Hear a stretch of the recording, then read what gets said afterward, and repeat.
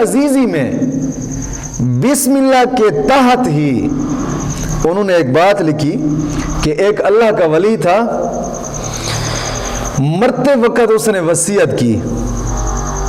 مرتے وقت وصیت کی کہ جنابی میرے کفن میں بسم اللہ لکھ کر رکھ دینا۔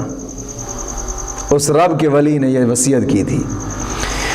تو لوگوں نے اس کی وجہ پوچھی، بھی خیر ہے تو اس دنیا سے دار فانی سے چلا جائے گا اور بسم اللہ لکھ کر تیرے کفن میں رکھ دیں گے، کیوں، وجہ کیا ہے اس کی؟ تو اس رب کے ولی نے جواب دیا کہ یہ قیامت کے دن میری دستاویز ہوگی،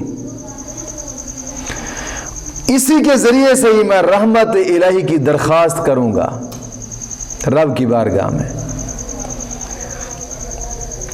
یعنی بسم اللہ شریف اتنی برکتوں والی ہے۔ اور تفسیر کبیر میں ایک بات لکھی ہے کہ بسم اللہ میں 19 حروف ہیں، بسم اللہ شریف میں 19 حروف ہیں، اور دوزخ پر جو عذاب کے فرشتے مقرر ہیں وہ بھی 19 ہیں، وہ بھی 19 ہیں۔ جو شخص بسم اللہ کا ورد کرتا ہے تو دوزخ کے ہر دروازے سے بسم اللہ کے ایک حرف کی برکت سے اس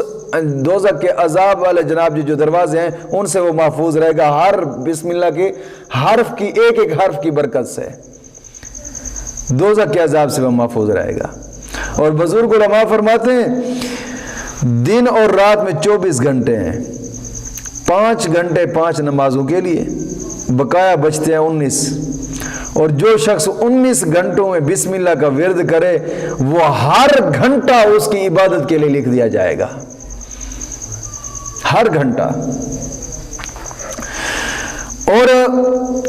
بسم اللہ کے فوائد میں